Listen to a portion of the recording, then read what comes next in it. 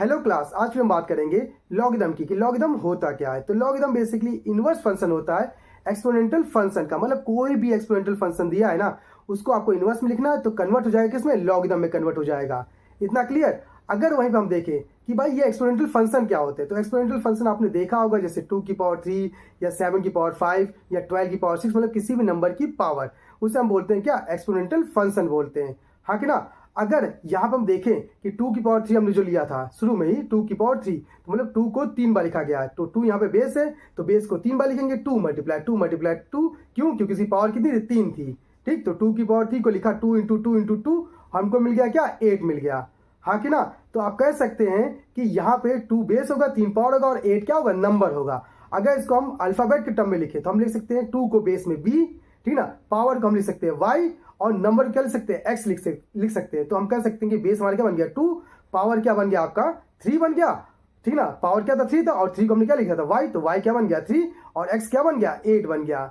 हाँ कि ना, इतना हो गया। अब इसे कन्वर्ट करना है किसमें, लॉग में। अब लॉग में कैसे कन्वर्ट करेंगे, तो देखिए लॉग लिखेंगे फिर लिखेंगे बेस। बेस क्या था आपका, b था, ठीक ना, जो कि 2 था तो b लिखा बेस नीचे, तो लॉग बेस b और फिर क्या था नंबर, नंबर क्या था x था ना, तो x लिखेंगे log base b x equal to क्या, पावर, पावर क्या थी y, तो इस तरह से आप इसे लिख सकते हैं। तो क्या लिखेंगे, log base b x equal to y।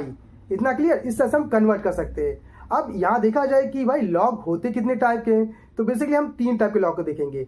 पहला लॉग रहेगा जिसमें हम बेस e का यूज करेंगे, दूसरा हम लॉग लेंगे जिसमें हम बेस 2 का यूज करेंगे और तीसरा लॉग लेंगे जिसमें हम बेस 10 का यूज करेंगे।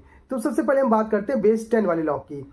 इसका नाम क्या होता है, इसे हम बोलते हैं डिकेडिक लॉगरिदम बोलते हैं या फिर बोलते हैं कॉमन लॉगरिदम बोलते हैं। अब कॉमन क्यों बोलते हैं, क्योंकि बेसिकली ज्यादा इसका यूज किया जाता है। तो लॉग बेस 10 या log base 10 x equal to क्या आएगा y, तो log base 10 x equal to क्या होगा y, तो इसे हम बोलेंगे क्या, लॉगरिदम बोलेंगे। कौन सा, कॉमन लॉगरिदम बोलेंगे या डिकेडिक लॉगरिदम बोलेंगे।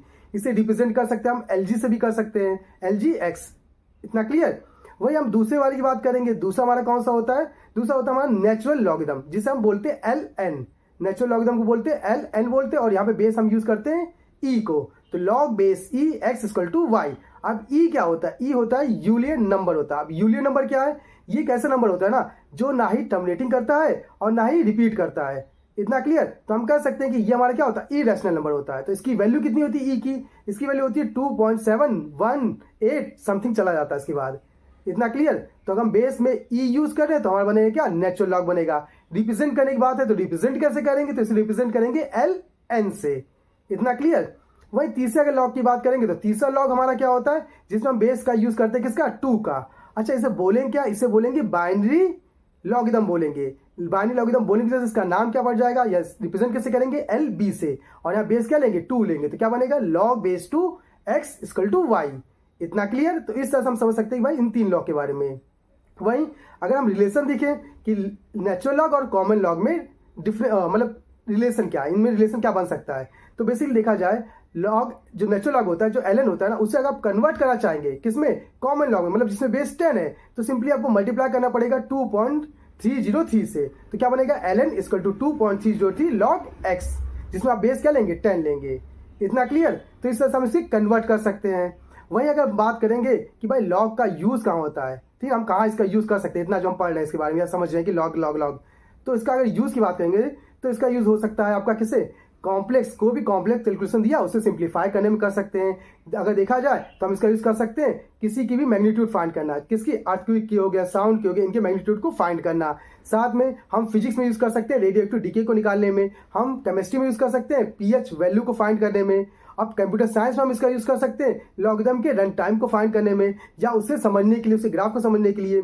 साथ में हम फाइनेंस में भी इसका यूज कर सकते हैं। और फाइनेंस में कैसे यूज कर सकते हैं, फाइनेंस में हम देख सकते हैं कितना हमने इन्वेस्ट किया और कितना प्रॉफिट और कितना लॉस हुआ, मतलब कितना ग्रोथ हुआ कितना लॉस हुआ, इसको फाइंड करने में हम इसका यूज कर सकते हैं। तो देख सकते हैं कि लॉगरिदम का कितना अच्छा यूज हो सकता है। तो अगर आपको ये वीडियो अच्छी लगी, इन्फॉर्मेटिव लगी, तो आप हमारे चैनल को सब्सक्राइब कर सकते हैं।